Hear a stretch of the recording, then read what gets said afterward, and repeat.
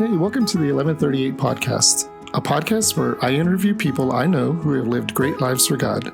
My hope is to encourage you to go forward in the name of Jesus with your life. The world is not worthy of my guests, and I hope you're encouraged as you listen. My name is Rudy, and thanks for catching up with me. Hey everyone, thanks for joining in to listen again. I have another great conversation with a friend of mine. This time it's with Matt Moore, who lives down in Austin, Texas, my former home and still a home in my heart. It's where our kids were born. It's where we learned ministry. It's where we grew up in the faith with good friends and family. And so we love being in Austin, and we love that the Moores are there. Matt called me in 2020. We have history together where we'd see each other at conferences through the similar churches. He was in Michigan as a University of Michigan grad. I was down in Austin and Illinois as a University of Texas grad. But we just liked hanging out together. And yet we didn't really talk to each other beyond that. I wouldn't say we were really friends beyond that per se. But Matt in 2020 called to check in on me. And he said, hey, I just want to see how you're doing and get any life update. And it turns out when he called, I was at a low point in life and ministry. And so I'm so grateful that Matt picked up the phone to give me a call and check in. And since then, we've been talking regularly for the last several years. We've seen each other in person several times. His family will be out here in a week, so we're going to get to enjoy a few days together. But Matt's become a good friend, and I really appreciate him. He's coaching pastors. He's leading a local church. He is coaching missionaries, and he's leading and serving in his community. And so I think you'll enjoy the conversation with Matt. Like I said, we've known each other for several years, and so stick around to the end, and I think you'll get some great wisdom from Matt, my friend. So without further delay, let's get to it. Well, hey, welcome to the podcast, the 1138 podcast. I'm here with my friend Matt Moore down in my former home, Austin, Texas. I wore the cap for the sake of honoring our connection to the great city. Pretty excited to have Matt on. Matt, we've been trying for a couple of months.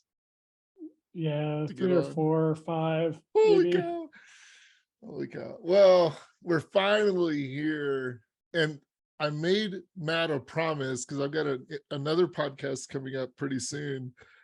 And the promise between Matt and me was that he would get on the podcast before this next podcast conversation.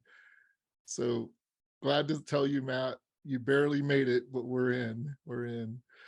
So anyhow, I wanted to say a few words here about Matt. When I think about Matt reached out to me from what I remember in 2020.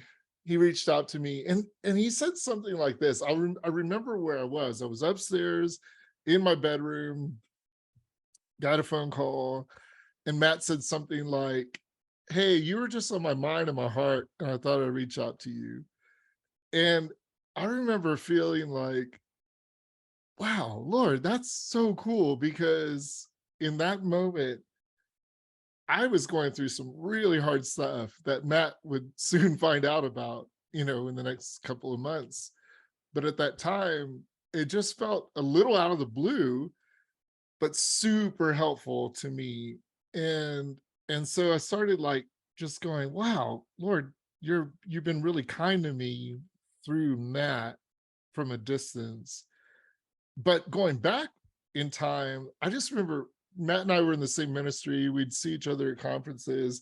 He was always the coolest dude, coolest shades, coolest shoes. Him and Josiah, no, I'm serious. Great style. Look at him, just good looking man.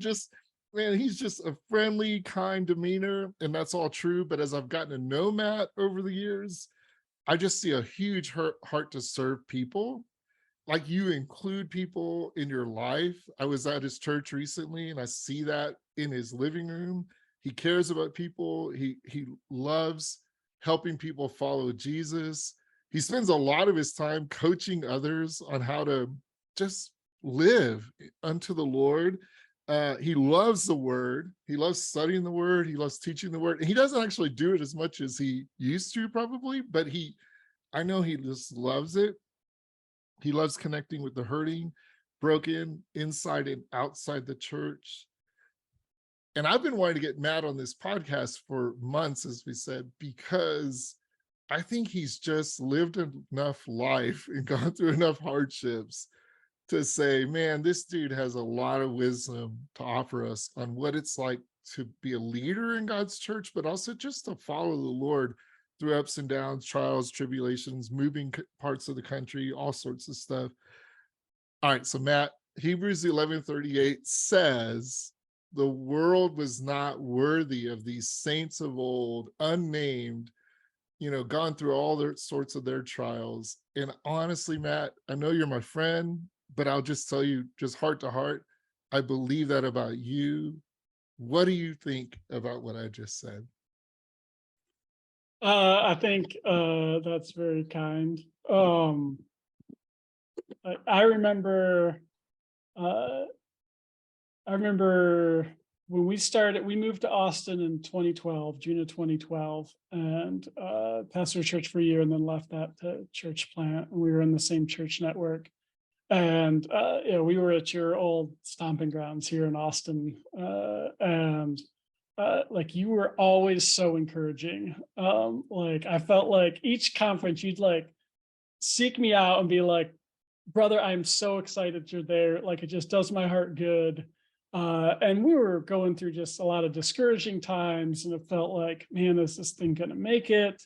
I mean, there were issues within the church, and I just remember like, man, you were always so encouraging. And I've never heard anyone like that was everyone's impression of Rudy. Like Rudy is a great guy. He is so encouraging. And so we made the decision to switch networks. I'm kind of like, man, out of the people there that I haven't like that I don't already have like history with, like friendships of decades, I'm like, man, like I'm just gonna reach out to Rudy and try to keep in touch with Rudy. So that's when I was like, I'm just gonna, we're in a different network now, but I'm like, I just really appreciated you, and you were always so kind, so encouraging, and I just thought, man, I'm like, I want to be around Rudy more. So that's when I was like, I'm just gonna call him. This might be weird because we'd chat at conferences, but that was largely our overlap. We'd never been in the same city at the same time. So yeah, so since then, I feel like we've developed like a very close friendship, and my family goes to Fort Collins every year now. That's kind of like our tradition, and it's so wonderful. And my family loves Rudy's family, and so it's been fun to see that happen. The first time we went, I told Rudy this. We stayed at a Airbnb on the west side of Rocky Mountain National Park, and then we stayed with Rudy a few nights. And we were driving there, and my kids were like, "Who's Rudy? Like, we don't know this guy. Like, why do we always have to go visit your friends?" And I'm like, "You like all of my friends, and this is my vacation too. So why would I take you to a place that you would hate? Because I would just wreck my time, your mom's time." And now like the kids are always like, "Dude, when we get to see Rudy, we want to go hang out with Brooke. We want to go hang out with their family." So it's been fun because they love it. And we'll be there in June, and it'll be so fun. The family looks forward to it. And so yeah, we love it. And so you've been encouraging. I mentioned you at a intensive get together. One of the things I encourage some of the pastors is just, if you find people who get you excited about Jesus, like you leave their presence, you're like, man, I'm excited about life and faith. I'm like, figure out how to get around those people as much as you can. And I was like, my friend Rudy in Colorado. I'm like, we have regular calls. Like, I make sure it happens. He makes sure it happens. I was like, we go see them, and Like it just breathed life into me. And so find those people and then do whatever it takes to make sure you're around them because it just encourages your life. So I would get around you at the conferences and be like, all right, what we're doing is this is good. Like God Yeah. is in this, and I do Yeah. love Jesus and I want to follow him more. Yes. And so that's kind of like what you bring, I think, to a lot of people. Mm. Wow. Wow, that's encouraging. I can tell you, I told you guys Matt coming on the podcast has wisdom to offer. So right there out of the gate, he's saying find people that spark your heart for the Lord, right? And yeah, to keep going. I just think that's putting my own spin to that. But I mean, right there, that's awesome. And I can tell you that, as Matt just said, like it was actually Matt that first said, "Hey, let's start getting some time to talk regularly," because we would talk, sporadically. And then Right. Matt's like, "Hey, do you want to do this more often?" And I'm like, "Yes." I mean, I just kind of living life, and the next thing's coming, and it was Matt that put intentionality to that, and I've really appreciated it. We've probably been doing that for over a year or so now, I would guess. I don't know how long we've been. Yeah. Yeah, but we talk basically every other week. We catch up, and it's been great. And we talk about the past, we talk about the future, we talk about our kids, our families. Like I feel like not only because we've spent time together, but Matt and I get to spend time together as dads, as pastors, as husbands. And he's been a real blessing to me. Matt's mentioned a couple of times about coming out in, I guess y'all are coming out in just under 2 months now, Yeah. but that started a couple of years ago. And our family's been like, yeah, this is awesome. Like, the kids are similar ages, some of them. Um, he has a Kyra, we have a Kira. And so I don't usually say the kids' names on the podcast. I hope that you don't mind that, Matt. But Yeah.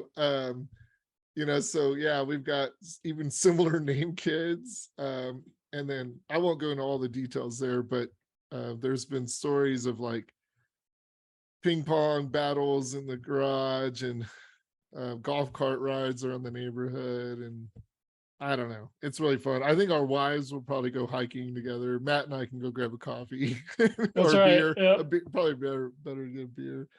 But anyhow, so yeah, it's been good, really getting to know each other, just building a friendship. And it's really around the Lord for sure, but I think just similar interests as well. And Matt's really helped me a ton.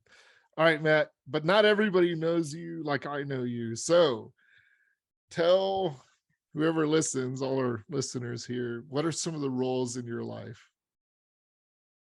Yeah. So husband, my wife and I have been married 19 years now.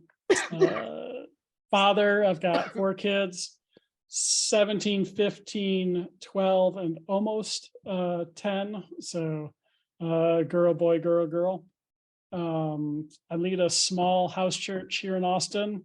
Uh, I work with a church network called Elementum, and they focus on college and young adult ministries. And so I do a lot of coaching, one-on-one group context, various trainings with them. So that's Elementum. That's a role I have. And then I also, the missions organization that Rudy and I are both with, Relying, I do support raising coaching for some of the missionaries there.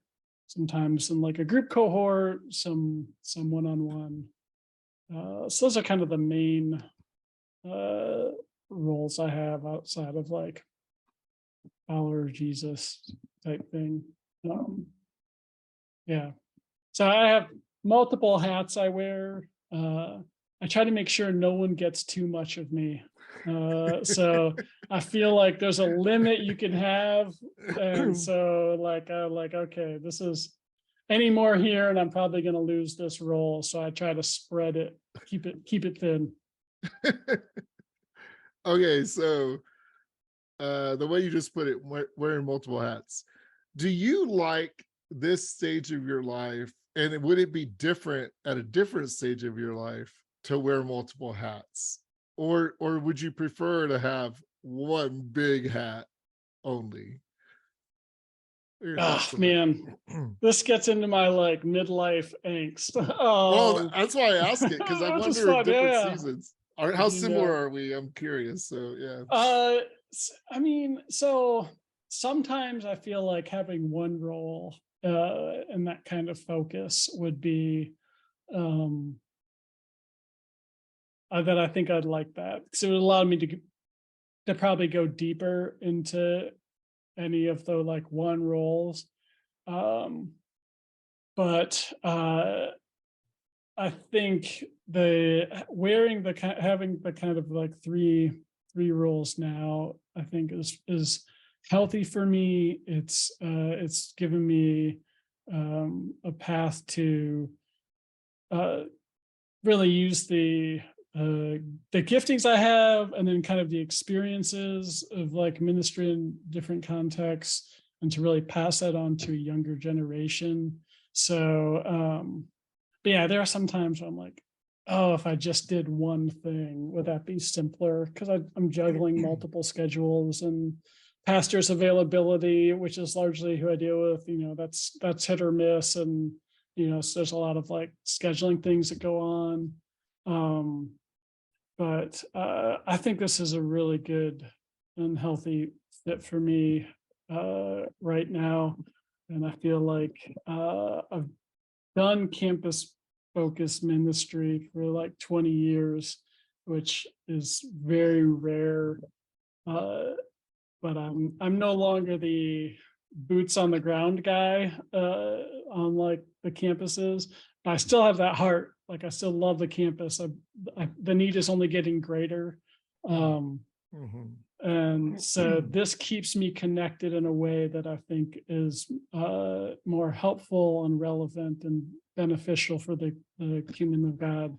Um, and if I was planted at one place, or if I was, I think then it would mean I'd have to stop having campus connection as much because it would probably be more like a senior pastor type role or maybe something in that realm, which I'm not really interested in.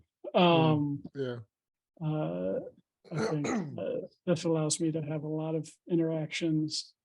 And one of the things I've always enjoyed most about ministry is like a lot of the strategy and the planning and organizing and systems and thinking through different problems and things like that. And so that it's a lot of that and much less execution. And Mm, I don't know how I have executed for years. I don't know that I'm the best at some of that. mm. So I think this leans maybe more into my strengths than having to do the majority of executing, which has been a lot of my ministry Yeah. experience. Hmm. Well, sometimes I used to get this question more than I do now, but I do think it's still lingering out there, probably for some of our listening audience as well. So I'm curious if you have anything to say about this, but you know, essentially, how you're not executing on the campus right now, but it sounds to me, and I know your role specifically, but it sounds to me like you're saying is you are really coaching and coming alongside people that are executing in various cultures and contexts, but kind of targeting that college and young adult age. So I'm curious, the statistics are coming out on the different generations and all that. And I heard something recently, actually, it was really interesting. Probably should talk about it sometime. But I'm curious, can you like help us understand if for anybody not associated in young person specific ministry, or to any of us parents who are involved with that age, do you have any insights through the coaching side that you're hearing? Like, these are the changes in our culture at that age demographic. Does that make sense? Do you have any insights to that you can offer us? Yeah, I mean, I think So I'd say what I'm hearing, because all of the pastors I work with are young adult college focused, so 18 to 25-year olds. And so um I think so a lot of the uh see so trying to make it concise. So I think um we're definitely post-Christian. Attendance, like being at things is iffy, where I think like, like your committed people, they're there every week. I'm like, your committed people are probably more there like 2 or 3 times a month now, seems to be what people are wrestling and up against. Um, I think one of the biggest, I think it starts on the campuses and then you see it Hmm. kind of go Hmm. through the culture. Hmm. Um, is that like, uh, whereas I think like for you and I, like late 90s, early 2000s, there was still like an idea of like Christians are moral people. I disagree with their morals or whatever, but and Yeah. now I think one of the things that a lot of these young pastors are up against is a culture that says actually Christianity is immoral, and Is what? immoral. Immoral. Like Yeah. now we've lost that. So it's kind of like, well, the things you believe are hurtful, damaging, and immoral and wrong. Um, and so I think that's a difficult thing to wrestle with. Uh, and I think there's a lot of kind of pick and choose beliefs, which Mm. is, I mean, a lot of these, like if you look back through church history, they've all existed. I think this is a shift for us recently that people are experiencing. Hmm. Um, Mm. it's kind of like, well, I like this aspect, but I don't agree with Christianity on this. So I don't believe those things. Um, Mm. and yeah, so it's kind of like it's like a choose your own adventure with God. Uh, whereas like you kind of dictate the terms versus God being the one who's like, this is who I am. Yeah. This is what it means to follow me. It's kind of like, well, agree with what you seem to say here. And so I'm not going to Yeah. take that part. But I like the other things you say. I'm getting them all from the same source, but I'm selecting which of the parts that I'm comfortable with or Mm. enjoy. And I think that definitely creates some challenges. Okay. Another question along the same lines, All though. right. So you might have heard this recently. I think an article came out maybe in the last week or two. And maybe others are saying this, maybe they're not. To be honest, I'm not going to quote the source or anything like that. But just for the sake of conversation, um, this guy was saying that every generation, going back to the boomers, so boomers until now have been identified as a group of sorts. Like there's some contextualization that organizes the generations, but that this current generation is disassociated because of technology, social media, whatever the various things are, that they're contributing to a less organized culture. They're still a generation unto themselves, but that generation, this generation, is being defined more individualistically. So therefore, when you try to care for or minister to this young generation, you really need to treat every individual as an individual rather than come at it from a cultural beacon of some sort, like some identifier. And I thought that was really interesting. I've never heard anybody just say it that way. Maybe it's kind of where everybody's talked about decentralization and individuals, and postmodernism kind of plays into that and all that. But what I haven't heard is them say, and thus it really is actually an individual to individual ministry that will care for and reach, if you will, this generation. It cannot be a collective mindset. I'm curious if you've seen that, or kind of coached that, or kind of wondered about that as well. That felt interesting to me. That seemed interesting to me. Yeah, I mean, I think, yeah, I mean, I think that's one of the challenges of doing ministry right now is it's so hyper individualized, and to see yourself as uh part of a body, that Paul talks about is kind of like, well, I don't really like that. Like, I'm my own Mm, thing, and there's so much of like I define my reality. So mhm, however I see myself, this is how I am. Uh, mm, Regardless of, all right, well, maybe that's accurate, but I think we're all susceptible to self deception. So it's kind of like, well, maybe there's some truth in there, but there's probably some lies in there as well. But even those words like truth and lies are less applicable or relevant to how people are thinking. Um, so yeah, that is interesting. I mean, it fits with a lot of, I think, church culture, where it's almost like marketing to people, or at least that's definitely been a trend where it's kind of like you're marketing, you're selling mm, this, and mm, uh, so yeah, yeah. mm. I mean, and I think, I mean, what does that mean when you're trying to do outreach or lead people into a deeper walk with Jesus? Uh, uh, Mm, yeah, uh, I feel like ministry and building trust and letting people see, like, okay, this person's honest, they're genuine, uh, takes longer and longer now. mm, And I mean, that's challenging. It's like you're always playing the long game now. mm,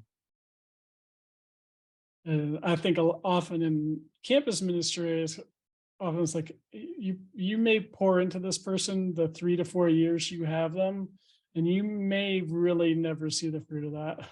Like, yeah. that may come later, where they uh, grow and mature, where I think it seemed to happen maybe a little quicker. Yeah, wow. I mean, you probably don't even know how much you're speaking to my heart. Because I've got two college kids now as well, and in our family, and you're taking me back to a conversation I had with a pastor friend of mine in Minnesota. Shout out to Simon Wong. If you're listening, Simon, if you're not, gotta check us out. But Simon's like he and I were college roommates at a leadership training. We did ministry together back in the day at Texas. And I remember years and years ago, Simon said, "Man, I kind of envy you as a pastor, because the work you guys get to see happen in somebody's life from 18 to 22 is something that in my community church context might take 10 or 15, 20 years." And so he was speaking to the rapid growth that we see with college age kids or students. But if I'm hearing you right, what you're saying is some of that may be slower now with the college group, whereas back, I think, 10, 15 years ago, it was probably like you could run through students pretty quickly through a leadership run, if you will, and see real leadership grow. I don't know if that's what you're saying, but that's what I heard you saying. Is that what you're kind of getting at there a little bit? Yeah, yeah. I think there's that, and then it's interesting to think back to like people who I went to college with who were like following Jesus passionately, or were on staff, or had gone into ministry, and to see how many have fallen Mm, away, would no longer consider themselves followers of Jesus. mm, Um, and mhm, just seeing like, yeah, sometimes I wonder, did we like, were we pushing leadership too quickly, or like, um, yeah, I don't know. mm, I don't think, I don't know if I could know. But you know, a lot of the vision of, hey, here's how we're going to change the world. Like when you don't see that happen uh, on a grander scale, is that disillusioning for people? And um, but I think I think that's true if you're looking at, man, the impact of Jesus on a lot of individuals. But if you're looking at it like culturally, Christianity is going to be kind of dominant. That doesn't seem to be the the path that our culture's having, but I think often that's kind of like a vision. Like if we all do this, look what will happen. Mhm, Um, mhm, I think if uh yeah, sometimes I wonder like I've I've definitely cast very large visions like that, but would it have been more helpful for me to cast a vision of, if you're married, love your spouse and your kids really well and mm, point them to Jesus and love the people who live in your neighborhood or who you work with and mhm, see Jesus move there versus, we're gonna change the whole world. And I mean, I believe Jesus can change the whole world, but he's mhm, probably not going to use me to do that. But I think he will use me with the people who are right around me. mm. Um, so yeah, those are all thoughts I've had. Those aren't fully developed. So yeah, Yeah. Okay. those are more musings. Like I wonder, uh, did this contribute to some of? See, One of the reasons why I love talking with you is I think you spark questions and thoughts for me. And well, you and I, we've talked, like we've mentioned, we've talked a lot about some of these things and how they fit into our context and things. Okay, but I do have one more question. It's a little more personal as it oh relates to boy, all of this subject that I think we're talking about. Because you mentioned the what you're seeing with the coaching. I think this is where you brought it up. That and by the way, I swallowed some water wrongly, so still got some of it in my throat. But we'll press on. Okay, so you mentioned like your engaged church people are attending fewer and fewer times per month on average. And I'm curious, not using names necessarily, but just thinking about our families or close loved ones or people that we just, man, if we could pour everything, you know, Great Commission, like teaching them everything we've been taught, and we want them to follow the Lord all of their days. We want to do the same. What is that? Does that change like our expectations for our own families, for our loved ones and close friends and relatives? Should, in other words, do we just say, well, that's the trend and that's what everybody's doing, and so that's what we should expect? Or do you have a sense for that's not ideal, it's just what it is? Or are you kind of resolved to say your family's going to be a certain way, just like, are you following my thought train here? How do you process that? Because that's not how you and I grew up. So I'm curious, how do yeah. we live into the future satisfied or encouraged or like godly? Anyhow, you get the point, I think. Oh, uh, yeah. So, I mean, I think gathering together as followers of Jesus is absolutely essential. Like there isn't Christianity apart from community. So I think so I would push against the cultural trend and say Mm, like, no, we want to see this. Um, but I think it has to be God drawing their heart to the community versus like, hey, this is a legalistic, you know, we're going to track our attendance and make sure you're there every Sunday versus mm, if someone isn't there, reaching out and being like, hey, we missed you, mm, like, we love having you around. Um, I have a smaller church, so it's easier for me to to do that.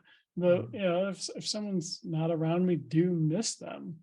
Mhm. Like they contribute even if they don't feel they do. Mhm.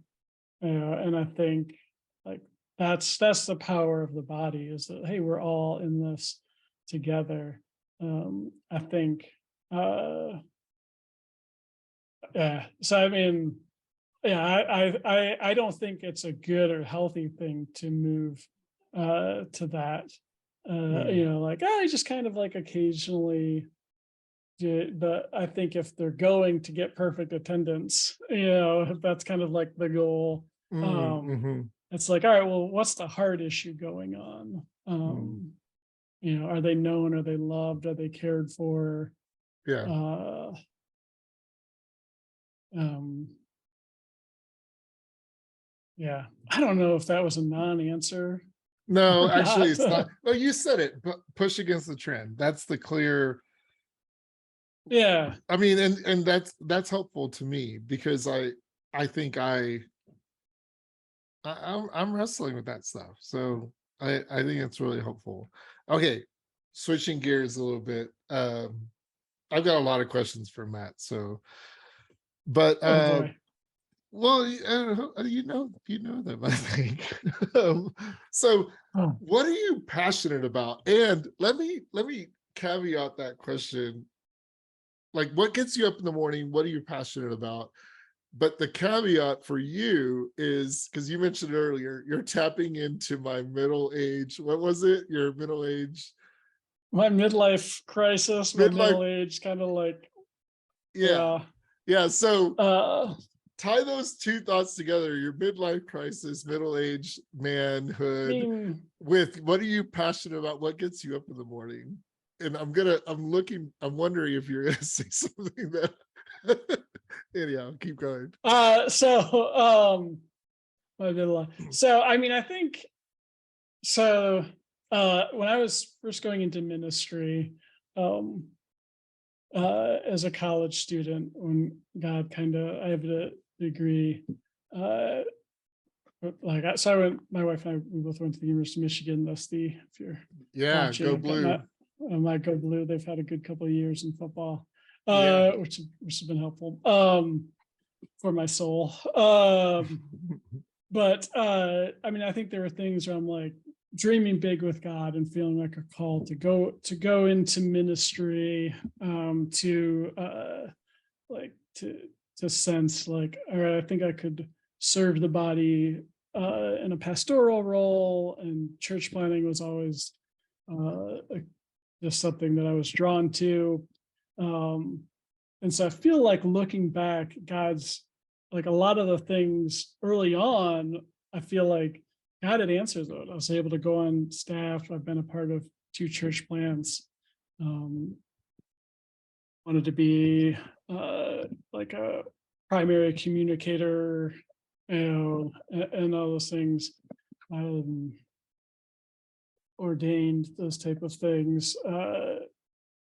And looking back, I'm like, okay, a lot of the things early on that I was dreaming about uh, being a part of, like God's answered those, and now it's kind of like, all right, well, I'm not interested in any of that stuff. Now, as far as uh,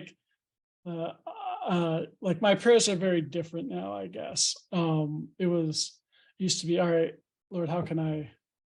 Um, I'm best kind of serving through a lot of leadership thing. And now I feel like I'm much more passionate about like, all right, I want to be healthy, like spiritually. Yeah,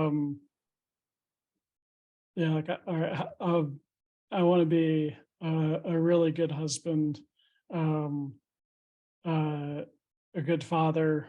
I want people in my church and the pastors I'm connecting with, like to pursue Jesus in kind of a healthy way. I think a lot of churches should probably be doing less. Uh, uh, I think the pace often for pastors, and I've talked about this, is there's no real margins. So it's hard to be available. And not having margins is almost like a badge of honor.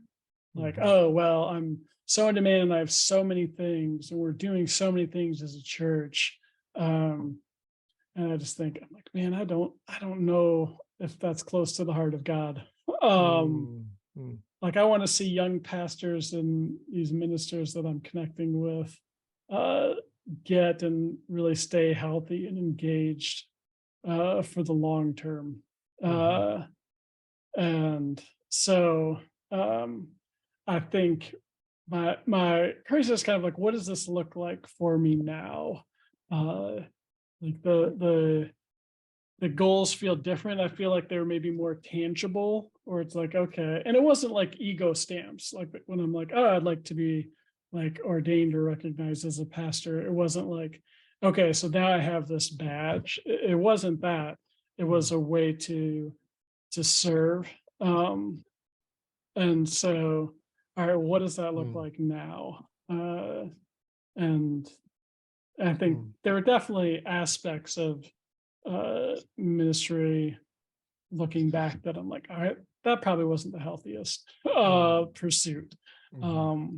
And there was a lot of good in ministry, and then there was probably a lot of like unhealthy kind of ego. There was, under the surface, maybe. I don't think it was ever like super apparent looking back. I'm like, all right, I know my heart. On my best day, I'm like a mixed bag, I think. And so yeah, I feel like now looking at like, all right, what's healthy? What does it look like to have margin, to be available? To help people focus and maybe do less, but do that do less, but in a healthy, more focused and intentional mindset. Like I think often churches are kind of like full service, like we have to have all these like different things. I'm like, well, what if you just didn't? And you're like, well, oh, this is what you're looking for. This church does this really well, and we're just not set up to do that. I think, yeah, a lot of the pastors I meet and talk with are burnout or close to burnout. They're wearing lots of hats, doing a lot of different things. And I think in the midst of that, I think it's often spouses and kids or health, that physical health, that eventually, there's a bomb that goes off there. But it's kind of like, well, you're slowly putting gunpowder, dynamite. You're stacking sticks in one of these, and so it was only a matter of time. But I mean, I think that's really hard. It goes against, I think, a lot of where our culture is headed, of like, values and work and be busy and a lot of those things. All right, so then that makes me wonder, and feel free to, if you don't want to answer this, that's okay, but is there something specific excuse me, something specific, I'm sorry y'all if you're getting coughing in the podcast, something specific in your life, and I'm thinking COVID, like when you use the word unhealthy or healthy, I'm thinking, okay, 2020, COVID, 2021, one way we could describe the world maybe was unhealthy, whether it be literally the virus or the combativeness or the lack of person to person touch and whatever, all sorts of unhealthy. But I'm curious if something happened in your life that brought you to a place of saying, whoa, I am not healthy and I want to work, I want to see change in this. Or was it just, hey, you just happen to read a good book and realize, oh, health matters. Like, how long has health mattered to you, I guess, in that sense? And was there a catalytic event that got you to think about this more? So I think as far as like physical diet exercise, that's never been like I've always had an interest and focus on that since I was, you know, always growing up. As far as like spiritually healthy, um, I think I think COVID was helpful in that it made everyone kind of stop. And I think for us, we had some students, COVID hit, everyone left, they graduated or didn't come back from LT. And then when I moved into more of a coaching role, um, there's it's such a behind the scenes thing. No one sees it. Like I don't think any of the churches that the pastors I'm at are at would have any idea that, that there's a guy in Austin, Texas, who's you know helping their pastor process things. And so I think Mhm. that's been different, and I think really uh, healthy and helpful for me. Yeah. Um, and I think over I mean, we were praying that the church plant here in Austin would be like a church planting hub, uh, and sending out churches, which I believe in church planting. You need churches to be sending out those things. I look and I'm like, man, that would be so unhealthy for Mm. me. Um, we were taking on too much trying to do like a Sunday service and those type of things with a Mhm. smaller team. Um, so we were doing a lot of that, and I just remember feeling like high stress. We wrestled through issues with staff and like just sleepless nights, feeling like there was a weight in my chest. Mm. Uh, and just looking back, I mean, like, man, how many of those things were really necessary or healthy, or how many that were pursuing a good goal in an unhealthy way, or Sure. maybe a goal that wouldn't wasn't something we should have been pursuing. Uh, Mm. and Mm. yeah, feeling like uh, a lot of my time and energy went into prepping for an hour gathering versus more being with people, having availability. Yeah. So I think moving to more of a house church is helpful for that. Even just one of the reasons I love working with younger pastors, and these are a lot of like really like I'm like, man, these are high caliber leaders. I'm Mhm. like, okay. Um, but helping them think at a younger age, like, wait, is this something that's sustainable? Is this because Mm. they have seasons where you're like, oh, Mhm. this is the sprint, like in campus Mhm. ministry, like you're looking at August, September, and probably early October. That's your sprint time. Mhm. And you're going to be somewhat exhausted. But that's not a bad thing. But is your overall life, are you like, is this healthy or sustainable? Mhm. Or and if not, um, what does that look like? I Yeah. was talking with a church planter a couple weeks ago, and they're really early, like they're like 3 months in, and he's super busy without much margin. And I'm like, this is the honeymoon stage. Like, you're going to be in big trouble if you don't make any changes. Is like the amount of demands on your time, like, are only going to go up.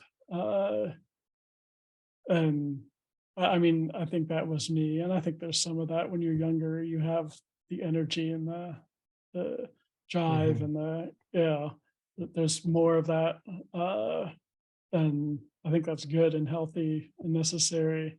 But Mhm. having someone who's a little further down be like, this is good. You need to keep this, but you need to tame it a bit so that you can do this and be healthy and not lose your soul in the process of Yeah.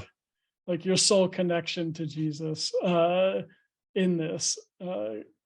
Um yeah. Okay. That makes me, two questions popped in my head when you're We're just sharing. gonna keep Okay. going. This is good. Yeah. Yeah. Well, so I hear you saying this, and maybe maybe I'm mishearing you.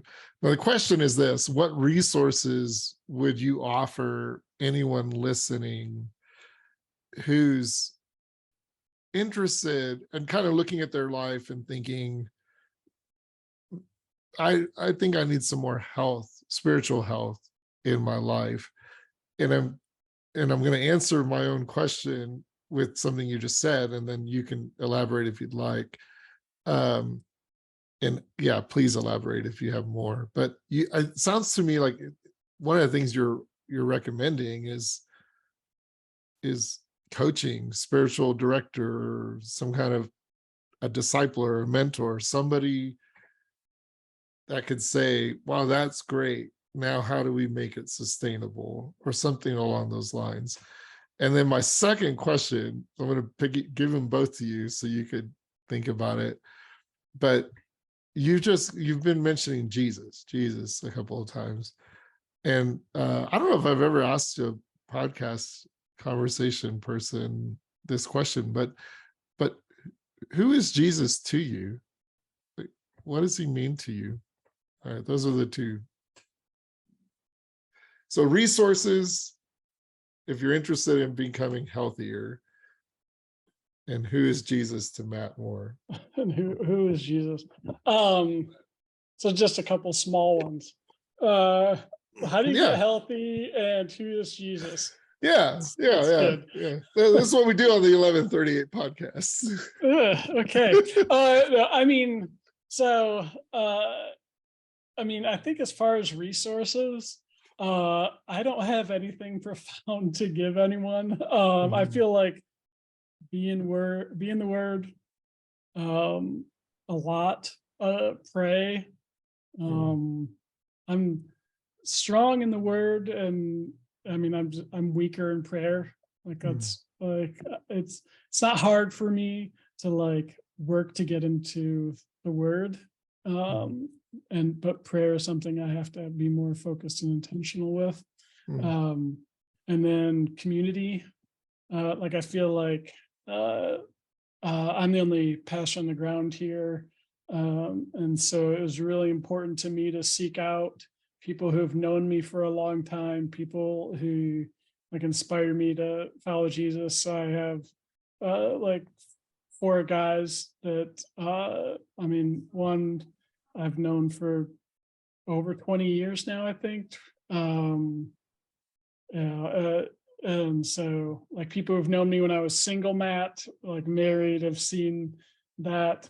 And so I have regular calls with these people because they've known me a long time. They know the questions to ask. They know how to push my buttons. They know the questions I don't want them to ask, and they ask them. And I've given them permission and gave them the questions like, can you ask me about this? So I think that's really helpful to really seek that out. I think finding people outside of your immediate Christian community is helpful, especially if you're in leadership. There's a group of pastors that get together here in Austin that have been super encouraging locally, and then my other friends are spread out. Like one's in Denton, Rudy's in Colorado, one's in Pittsburgh, one's in Michigan. I have regular calls with them. Some it's every other week, some it's once a month. But having that is really healthy, which you're like, yep, word, prayer, and the community. It's like, Yeah. that's why I haven't written a book. I don't have. Yeah, I was about to ask you that. I'm like, I don't know. Yeah. So I think those are things that have been really helpful for me. I mean, I think getting outside coaching has been really helpful for me as a pastor and leader. Um, I mean, I'll give you like just a practical thing. I wish more churches did as far as health would be to make it really easy to remove ministries and very hard to add things to like the church. Yeah. Like I Yeah. wish that it seems to be the opposite. Like, hey, we want to launch this. Great, launch it.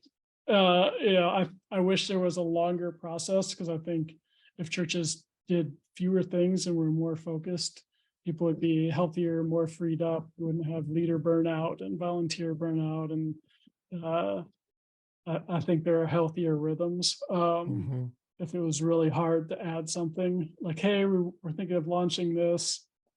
All right, cool. We're Mhm. going to table that for and pray about it for 2 months. And kind of like drag that out. And if they're Mhm. like, hey, we're doing this group, 10 people showing up, the same 10 people who are showing up Sunday morning, they're showing up. But this time, we're just going to try to combine those. Boom, done. That one's easy. We're going to Mhm. take something away. We're going to eliminate this, Yeah. Thursday night thing. Yep. Um, it tends to be the opposite. But yeah, I mean, I think word, prayer, community are like the three things. Coaching's good. And I think, like I Mhm. said earlier, like find the people who, when you get around them, you're more excited about Jesus and his church and people and um, work. Make an awkward phone call to someone like Rudy and be like, hey, I always appreciate our conversations. How are you doing? Life's falling apart, Matt. Thanks for calling. That's right. Like, cool. Well, I feel that. Let's talk. Yeah. But finding those people, being, don't be afraid to just be the initiator. Uh, and and your true friends, you won't always be the initiator. Mm. But look, there are seasons where I'm the initiator, and Mhm. there's others where like we get caught up in it, and then friends like, hey, we haven't caught up. I'm like, oh man, thanks. So, finding those people in your life and reaching out Mm. and then getting around them as much as you can, whether that's Zoom or phone or in person. Uh, yeah, I mean, I think those things have helped me get healthier, stay in ministry, stay engaged, um, stay connected to Jesus, connected to my wife, kids. Um, like our calls, I get off and I'm just like, man, I love Rudy and I love Jesus more now. This was great. Like I'm always like, my wife will get home. She's a teacher here in Austin, and like, Dr. Rudy, this is how it is. And yeah. Um I feel the similarly, bro. Just for the record. well, thanks. That's good. Mhm. Uh yeah, I mean, I think as far as like getting healthier to try to keep going, um, yeah, word prayer community, find those people. I think who's Jesus? I mean, I think there's kind of like the theological That's not what I'm asking. truths. I know, like he's my savior. You could go through those, but I mean, I just think he's been like a friend, a comfort, just Mm. a presence in my life in and I mean the in the deepest way. Mm. It just shaped me, my family, my friendships, my life. Uh, that yeah, I mean, it's sorry. It'd be like, what would life without that be? And I wouldn't even, I don't know. Uh, Mhm. Mhm. like it's just so, it's kind of like, what would life without my wife, Christy, be? It's like, well, Mm. like our lives are so intertwined. It's like, Mm. and then with Jesus, it's like, there's this eternal aspect to it. Mm. So yeah, that all sounds really like nebulous, but it's not. It's like very personal, but difficult to put in words. Like, Mm, yeah, there's like aspects of like friendship, you know, comfort, conviction. Uh, yeah, the most important relationship I have, I guess, would be the most concise way to do it, or to say it. mm. Yeah, I think, Matt, one of the reasons why I wanted to ask that Jesus question is because in my life, when I am around Christians, in particular for me, it's Christians that I get concerned about in my own life as well. Like when I'm introspective and when I'm looking around to my close friends and loved ones, is I in the leadership world of church, not everybody maybe understands this, but we'll pull back the curtain a little bit, I think, to say, and maybe you disagree, so that's okay. But I tend to think we can get into the mindset of, well, here are the steps, here are the principles, here's the wisdom. Now just go execute it and you'll see some form of results. But that's not real life in the sense of who Jesus is. Those are just like his teachings or his ideas or whatever they are. And they can't be separated from him, really. However, ultimately, like, okay, like that's not really as important. What's more important is what you're saying. I think that relationship, that it's hard to put into words. He's all these things to me and more.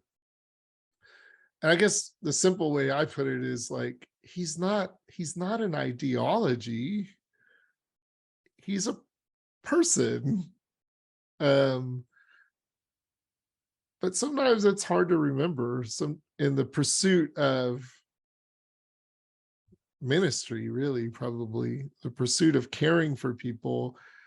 We just want to put into practice the principles or the ideology or the philosophy or put whatever ology onto him.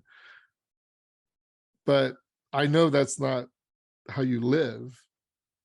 It may come out at times in coaching or leadership or whatever, but that's not ultimately who he is. He's not a philosophy. He's not an idea. He's not even just a good teacher or principles. He's your friend. He's your comfort, as you were saying. Um, I don't know. I just thought it'd be fun to hear in your own words, who is he? Because I know you enough to know he's not just an idea that you can coach some people on. So,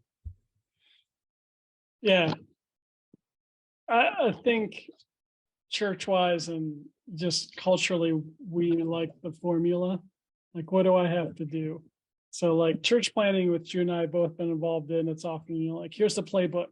Uh, I want to mm, run these plays, and this is how the church will look. And in 1, 3, 5 years, this, it's like, mhm, uh, and we want that in our walks with Jesus as well. Like, mm, oh, so I just need to have a quiet time, and I need to, read these verses.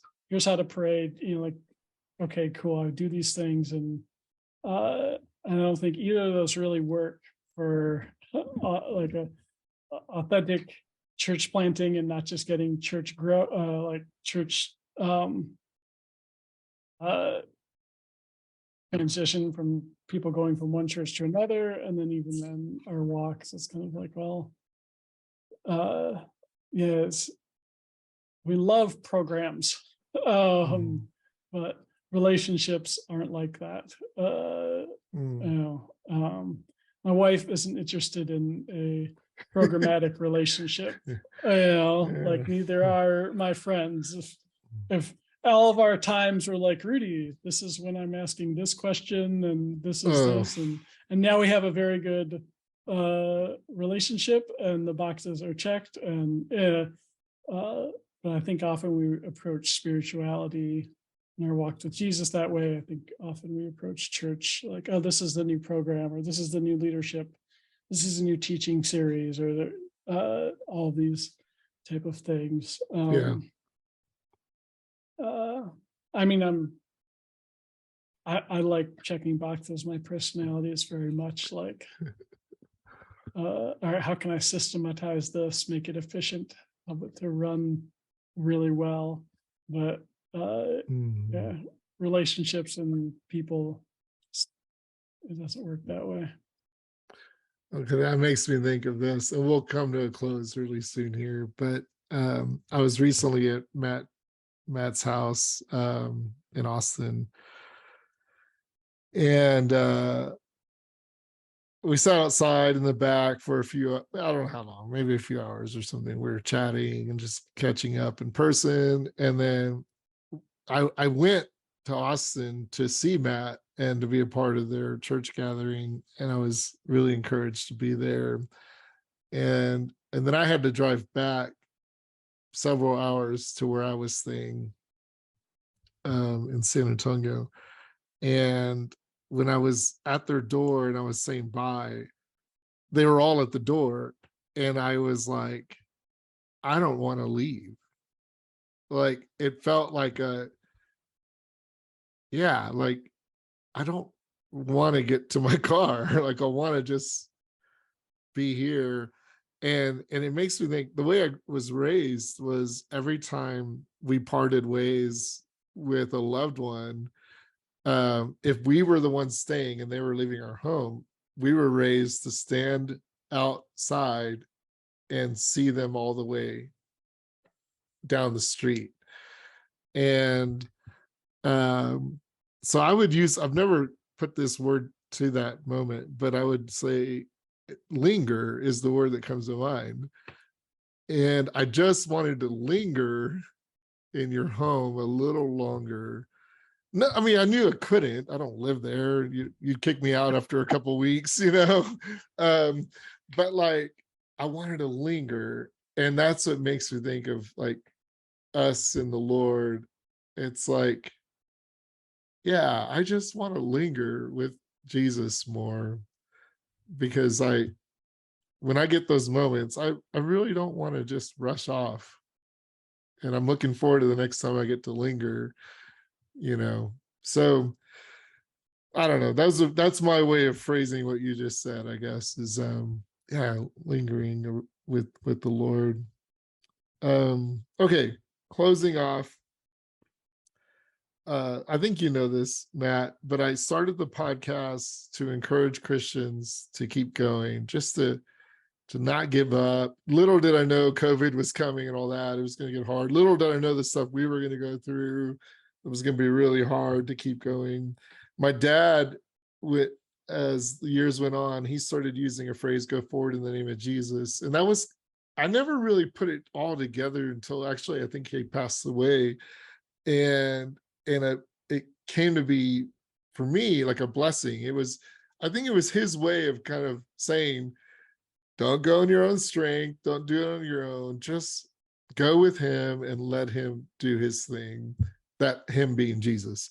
And yeah, so I started the podcast with that in mind, like because I just think life is challenging and we all have our version of whatever that means, but I want to be a part of helping people keep going. And you've alluded to that a few times with our relationship. I think how we do that for each other. But now you get to do it, hopefully, with our whole podcast audience. So I'm curious, any kind of final words, if you will, on guys, don't give up. Like, what encouragement do you have for people listening to go forward in the name of Jesus? Uh, um, I think following Jesus is hard. I think it's only going to get harder in our culture. Um, but it's worth it. Hopefully that's somewhat encouraging. Um, well, Oh yeah.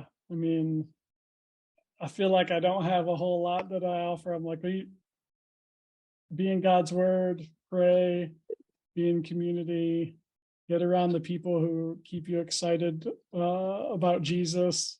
And uh, yeah, I feel like I don't know many people who uh, are very intentional about those things, Mm, and uh, that walk away from Jesus. mhm, Uh, mhm. so um, yeah, so those are my deep concluding thoughts for you. Fantastic. And I love that because I think it's tested, and that's a whole other conversation. And I think we have talked about it, but I gave to be what I believe to be my life message at a mutual friends retreat. Shout out to Free up in Michigan. Um, Free again, if you're not listening, bro, got to get on. But anyways, and I should interview Free, don't you think? I should have a Oh conversation with yeah, Free. that'd be a Yeah, great convo. yeah, it would be. Yeah. Way All right, better than Free. this one. I don't know about He's got some really good insights. that.